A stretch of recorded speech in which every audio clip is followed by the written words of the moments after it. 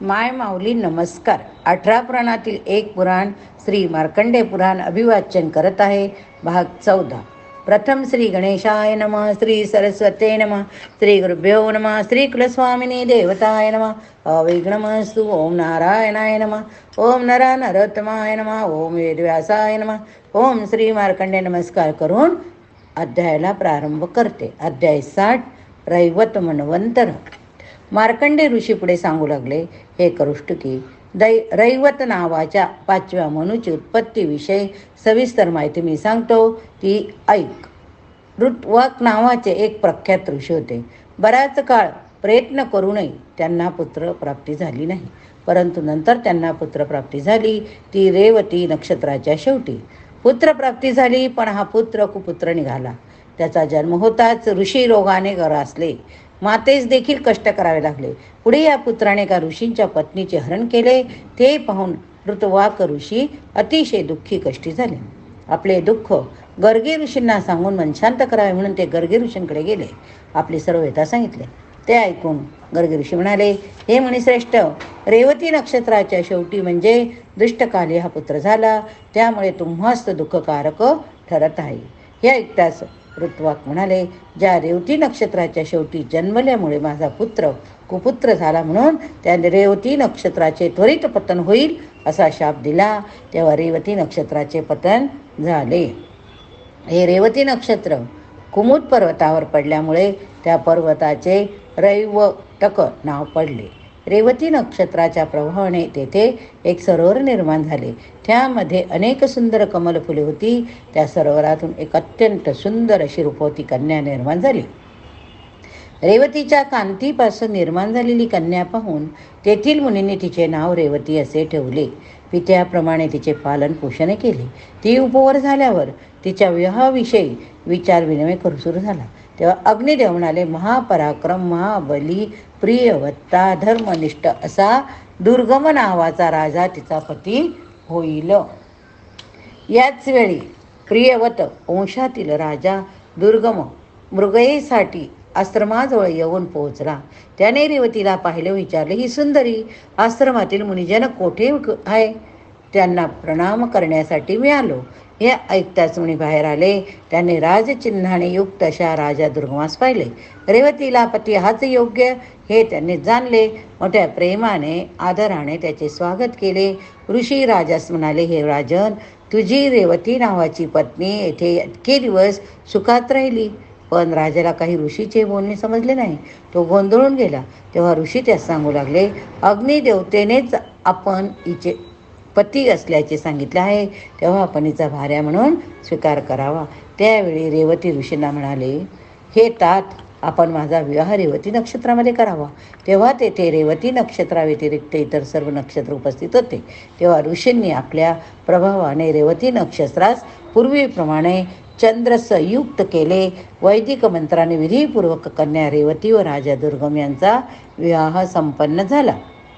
राजा दुर्गमास ऋषींनी त्याची इच्छा विचारली. तेव्हा राजा म्हणाला, मी स्वयंभू मनुच्या वंशातील, आपल्या कृपा आशीर्वादाने मला पुत्रप्राप्ती व्हावी आणि तो पुत्र मन्वंतराचा स्वामी व्हावा. ऋषींनी तुझी इच्छा पूर्ण होईल, तुझा पुत्र सर्व पृथ्वीचे राज्य करेल असा दुर्गम राजास आशीर्वाद दिला. नंतर राजा रेवतीस घेऊन आपल्या नगरीत गेला. यथावकाश त्यास पुत्र झाला. त्याचे रैवत असे नामकरण करण्यास आले. रैवत मोठा झाला, धर्मवेत्ता झाला, अजिंक्य वेदशास्त्र संपन्न होता. त्याच्या मन्वंतरामध्ये सुमेधरल, भूतनय, वैकुंठ, अभिताभ असे 4 देवगण होते. या प्रत्येकात 14 देव होते. त्या 4ही देवगणांचा विभू नावाचा इंद्र अधिपती होता. त्यासाठी त्याने 100 यत्न केले. या मन्वंतरात हिरण्यलोमा, वेदस्त्री, ऊर्ध्वबहू, सुधामा, वेदबाहू, महर्षी, प्रजन्य, वशिष्ठ असे 7 सप्तर्षी झाले. तसेच रैवतास बलबंधू, महावीर्य, सुइष्टव्य, सत्यक असे पुत्र झाले. हे आख्यान जो नित्यनेमाने श्रद्धायुक्त अंतकरणाने वाचेल त्यास इच्छित लोकाची प्राप्ती होते. अध्याय 61. चाक्षुष मन्वंतर. मार्कंडेय ऋषी पुढे म्हणाले, हे कौष्टकी, 6वे चाक्षुष मन्वंतर होय, त्याविषयी मी तुला सांगतो, ते तू ऐक. या मन्वंतराची उत्पत्ती परमश्रेष्ठ ब्रह्मदेवाच्या वक्षूपासून झाली, म्हणून त्याचे नाव चाक्षुष असे पडले. महात्मा अणमित्राची भद्रा नावाची पत्नी होती. त्यांना पुत्रप्राप्तीचा लाभ झाला तेव्हा त्यांना अतिशय आनंद झाला. तो पुत्र अतिशय विद्वान पवित्र असून त्यास पूर्वजन्मीचे स्मरण होते. एकदा त्याच्या मातेने त्यास मांडीवर घेतले होते व ती त्याला खेळवत होती. तेव्हा तो पुत्र हसला, म्हणाला, हे माते, ही समोर मांजरी आहे व मी तिला खाण्यास टपली आहे. ही जात हरिणी असल्यामुळे माझ्याकडे अर्थपूर्ण दृष्टीने पाहत आहे. तू मात्र माझ्यावर प्रेमाचा वर्ष करीत आहे. आपले हे माता पुत्राचे नाते प्रेम काही थोडा काळच असते. त्याच क्षणी जात हरीने मांजरीने त्या पुत्राचे हरण केले. राजा विक्रांताची हैमिनी ही पत्नी बालकास आपल्या शय्येवरी झोपली होती. मांजरीने जातीश्रम पुत्रास तेथे ठेवले. राजा विक्रांताच्या मुलाचे हरण केले. पुढे त्या राजाच्या मुलास घेऊन अन्य कोणाच्या घरी ठेवले. येथील मुलांचे मात्र तिने भक्षण केले. अशा प्रकारे ती मांजरी सदैव पहिल्या 2 पुत्रांची अदलाबदल करी व तिसऱ्या मुलाचे भक्षण करीत असे. विक्रांत राजाने आपल्या बदललेल्या पुत्राचे मोठ्या प्रेमाने पालन पोषण केले. त्याला क्षत्रिय उचित संस्कार केले. त्याने पुत्राचे आनंद असे नामस्मरण केले. आनंद आता थोडा मोठा झाला तेव्हा त्याचा उपनयन संस्कार केला. त्यावेळी गुरु आनंदला म्हणाला, आता तू आपल्या मातापित्यास प्रणाम कर, त्याचा आशीर्वाद घे. आपल्या गुरुची आज्ञा ऐकून त्याला हसू आले. तो म्हणाला, गुरुदेव, मी कोणत्या मातेस प्रणाम करू? जन्म देणाऱ्या आईला की पालन करणाऱ्या आईला? विक्रांत राजाची पत्नी हैमिनी जो पुत्र झाला तो पुत्र आता विशाल नामग्रामाचा निवासी बोध नावाच्या ब्राह्मणाकडे तो राहत होता. मी येथे दुसरीकडे आलो आहे. त्यासंबंधी गुरुने विचारले असता आनंदाने सर्व हकीकत सांगितली आणि म्हणाला, ह्या जगामध्ये कोणी कोणाचा नाही. मनुष्याचा जन्म झाल्यावरच मनुष्याची नाती निर्माण होतात, मात्र मृत्यूनंतर ती सर्व संपून जातात. जन्म झाल्यावर बंधू बांधवाशी संबंध जोडले जातात. या जगात कोणी कुणाचा पुत्र नाही. तेव्हा आता आपण मला तपश्चर्येत जाण्याची अनुज्ञा द्यावी. राजाचा जो पुत्र चैत्र त्यास येथे घेऊन यावे.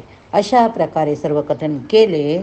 आनंदाने बालवयातच सर्व कर्माचा त्याग केला आणि तो वनात जाऊन कठोर तपश्चर्या करू लागला. आनंद तपश्चर्येत अतिशय मग्न होता. तेव्हा प्रजापती ब्रह्मदेवाचे तेथे आगमन झाले. त्यांनी आनंदाला पाहिले, विचारले, अरे आनंदा, तू हे काय तप का बरे करत आहे? तुझा कोणता हेतू आहे?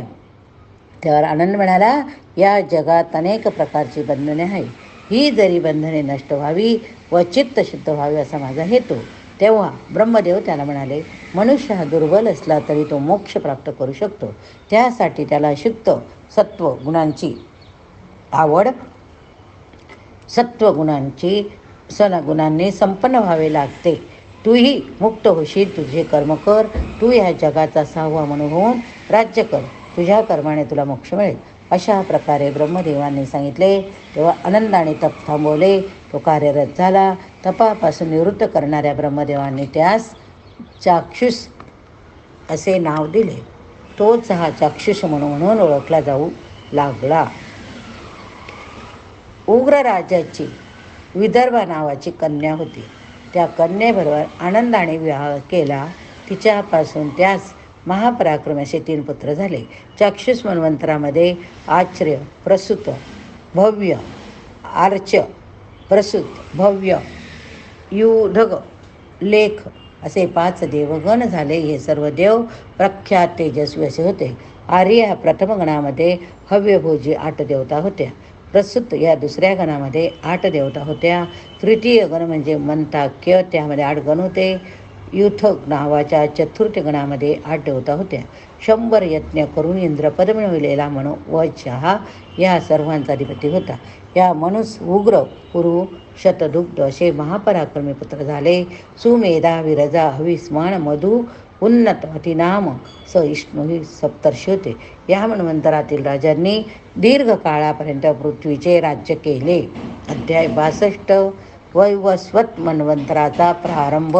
मार्कंडे ऋषी पुढे सांगू लागले, विश्वकर्म्याची संज्ञा नावाची कन्या होती. यथावकाश तिचा सूर्याशी विवाह झाला. तिला अतिशय बुद्धिमान असा पुत्र झाला. विवस्वानेचा पुत्र त्याचे वैवस्वत असे नामकरण केले. सूर्य जेव्हा पत्नी संज्ञेकडे पाहत होता तेव्हा ती आपले डोळे मिटून घ्यायची. सूर्याच्या जेव्हा हे लक्षात आले तेव्हा सूर्य अतिशय क्रोधायमान झाला. तिला शाप दिला की तू माझ्याकडे पाहताना सदैव आपले डोळे मिटून घेतेस, तेव्हा तुला प्रजा संयम करणाऱ्या यमाचीच प्राप्ती होईल. हा शाप ऐकून संज्ञा अतिशय घाबरली आणि ती आपल्या पतीकडे चंचल दृष्टीने पाहू लागली. तेव्हा सूर्य तिला म्हणाला, तू चंचल नदीप्रमाणे एक कन्या उत्पन्न करशील.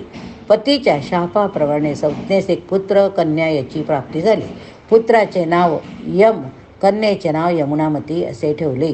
संज्ञा आपल्या पतीच्या शापाने अतिशय त्रस्त झाली. आपल्या पतीचे तेज क्रोध कसे सहन करावे याविषयी विचार करू लागली. विचारांची तिने आपल्या छायेस सूर्याची पत्नी केले. ती तिला म्हणाली, मी आता पित्याच्या घरी जाणार, तू येथेच राहा. माझ्या पती सूर्य त्याच्याविषयी आत्मीयताची भावना ठेव. माझ्या अपत्याबद्दलही तुझ्या मनात प्रेमभाव राहू दे. मी इथून गेल्याचे कोणास सांगू नकोस. मी संज्ञाच आहे असे सांग. त्यावेळी छायारूपी संज्ञेचा देह तिला म्हणाला, मी तुझ्या सांगण्याप्रमाणे आचरण करीन. पण सूर्यास खरी गोष्ट कळाली तर तो रागावून मला शाप देईल. तेव्हा मात्र मला खरी गोष्ट सांगावीच लागेल. नंतर संज्ञा आपल्या पित्याच्या घरी निघून गेली. पिता विश्वकर्म्याने मोठ्या प्रेमाने आपल्या कन्येचे स्वागत केले. काही काळ निघून गेला तेव्हा विश्वकर्मा आपल्या कन्येस म्हणाले, ही मुली फार काळ पित्याच्या घरी राहणे योग्य नाही. आता तू आपल्या पतीच्या घरी जावे. मुलीच्या निवास पतिगृहातच योग्य ठरतो. आपल्या पित्याचे हे बोलणे ऐकून संज्ञा ठीक आहे असे म्हणून तिने आपल्या पित्याचा निरोप घेतला. ती उत्तर कुरु देशामध्ये आली. सूर्याचे तेज क्षीण करण्याच्या हेतूने घोडी रूपात राहून तेथे ती तप करू लागले. इकडे सूर्य छायेलाच संज्ञा समजू लागला. त्यामुळे तिला 2 पुत्र व कन्या यांची प्राप्ती झाली. आता संज्ञारूपी मात्र संज्ञेच्या आपल्यावर पूर्ववत प्रेम करेन. ती भेदभाव मानू लागली. ही गोष्ट संज्ञेचा पुत्र यम याच्या लक्षात आलं. त्याने आपल्या पित्यास सांगितले, आईच आपल्या मुलांमध्ये भेदभाव करते हे योग्य नाही. सूर्याने आपल्या पुत्राचे म्हणणे ऐकून घेतले. तो छायेला म्हणाला, संज्ञा कुठे आहे? तू कोण आहे? तेव्हा मीच संज्ञा आहे असे ती पुन्हा पुन्हा पटवून देण्याचा प्रयत्न करू लागली. परंतु सूर्य अतिशय क्रोधायमान झाला. हे पाहून तो आपला शाप देईल की काय अशा भीतीने छायाने तिच्याबद्दलची सर्व हकीकत सूर्यास सांगितली. ती हकीकत ऐकून संज्ञेस आणण्यासाठी तो विश्वकर्माच्या घरी गेला. त्याने संज्ञेबद्दल राजाला विचारणा केली. त्यावेळी राजा विश्वकर्म्याने त्याचे यथोचित स्वागत केले आणि म्हणाला, संज्ञा घरी आली होती, पण मी तिच्या आपणाकडे परत पाठवले होते. हे ऐकून राजाने समाधीने जाणले की संज्ञाने घोडीचे रूप धारण केले. ती तप करीत आहे. माझे तेज कमी व्हावे हेतूनेच संज्ञा तपश्चर्या करीत आहे. तेव्हा सूर्याने विश्वकर्म्यास विनंती केली की आपण माझे तेज कमी करावे. त्याप्रमाणे सूर्याचे तेज कमी झाले. अध्याय 63 सूर्यस्तुती अश्विनी कुमार उत्पत्ती. मार्कंडेय ऋषी पुढे सांगू लागले. सर्व देव ऋषीमुनी सूर्याकडे गेले. त्यांची स्तुती करू लागले. ते म्हणाले, आपण वेदस्वरूप आहात. आम्ही आपणास मनोभावंदन करतो. आपण ज्ञानरूप असून अंधाराचा नाश करता. आपण विशुद्ध निर्मळ आहात. तेव्हा आपणास पुनच्च वंदन करतो. आपल्या किरणांनी सर्वांना शुद्ध करता. आपण सर्व जगत आहात. आपल्यामुळेच हे जग जागृत होते, तसेच सुप्तही होते. आपण प्रसन्न व्हावे. कृपा करून स्वेच्छेने आपले तेज कमी करावे. देव आणि ऋषीमुनींनी मोठ्या मनोभावे केलेली स्तुती सर्वांनी ऐकली. सूर्याने ऐकली. तो प्रसन्न झाला. त्याने आपले तेज कमी केले. सूर्याच्या रुक्मय तेजापासून पृथ्वी निर्माण झाली. यजुर्मय तेजापासून आकाश निर्माण झाले. साममय तेजापासून स्वर्गाची निर्मिती झाली. सूर्याच्या ह्या 15 भागांमुळे शंकराचे शूल, विष्णूचे चक्र व सुरण, कुबेराचे पालक व इतर देवदेवतांच्या अनेक आयुधाची निर्मिती झाली. नंतर सूर्याने घोड्याचे रूप घेतले. तो उत्तर कुरु वर्षामध्ये आला. तेथे संज्ञा ही घोडीच्या रूपात होती. तेथे सूर्य आला. तेथे या घोडी रूपात संज्ञेस नासत्य आणि दस्त्र असे 2 पुत्र झाले. त्याचप्रमाणे रेवंत नावाचा पुत्र झाला. त्यानंतर सूर्याने आपले खरे रूप प्रगट केले. संज्ञेने आपले मूळचे रूप धारण केले. नंतर सूर्य आपली पत्नी संज्ञेसह घरी आला. ते सुखासमाधानाने राहू लागले. सूर्याचा जो ज्येष्ठ पुत्र वैवत्व म्हणू होता वैवस्वत म्हणून होता. दुसरा पुत्र यम शापामुळे धर्मदृष्टी झाला. सूर्याने आपल्या पुत्राची मन यमाची शापातून मुक्तता केली. कन्या यमुना ही नदी रूपात कलिंग देशातून वाहू लागली. घोडी रूपात असताना निर्माण झालेले रुपुत्र ते अश्विनी कुमार बनले. सूर्याने त्यांना स्वर्गाचे वैद्य बनवले. रेवर्त गुह्याधिपती बनला. छायेचा ज्येष्ठ पुत्र सावर्तिक होता. त्याला सूर्य म्हणाला, जेव्हा बली इंद्र होईल तेव्हा हा मनू बनेल. शनेश्वराला पित्याने ग्रहांमध्ये नेऊन बसवले. सर्वात लहान कन्या तप केली होती. ती राजा संवरणाची राणी बनली. तिला कुरु नावाचा पुत्र झाला. कालांतराने आपल्या कर्तृत्वाने त्याने मोठी कीर्ती प्राप्त केली. अशा प्रकारे या वैवस्वत मन्वंतरात 8 देवगण आहेत. आदित्य, वसु, रुद्र, साध्य, विश्वदेव, मरुत, भृगु, अंगिश अशी त्यांची नावं. वसु, गुरु आणि आदित्य हे कश्यपाचे पुत्र होते. साध्य, विश्वदेव हे धर्माचे पुत्र होय. या मन्वंतरामध्ये महात्मा ऊर्जस्वी इंद्र होते. सहस्राक्ष, वज्रधर, पुरंधर, देवेंद्र या नावाने प्रसिद्ध झाले.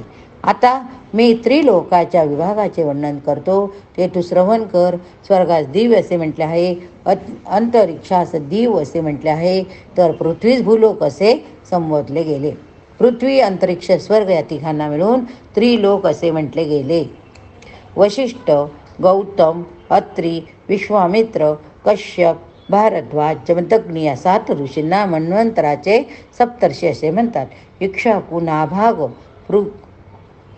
पृषग्र, नस्विंत, कुरूप हे वैवस्वत म्हणूनचे पुत्र. हे ब्राह्मणा, ह्या वैवस्वत मन्वंतराचे वर्णन जो एकाग्र चित्ताने मनपूर्वक भक्तिभावाने वर्णन श्रवण करेल, त्यांची सर्व पापे नष्ट होता तो पुण्यफळ प्राप्त करतो. या ठिकाणी अध्याय संपला. पुढील भागात पुढील कथा बघूया. हर हर महादेव शंभो. हर हर महादेव शंभो. पुराणां सर्वशास्त्राणां प्रथमं ब्रह्मणा स्मृतं उत्तमं सर्वलोकानां सर्वज्ञानोपपादकं. हर हर महादेव शंभो. हर हर महादेव शंभो.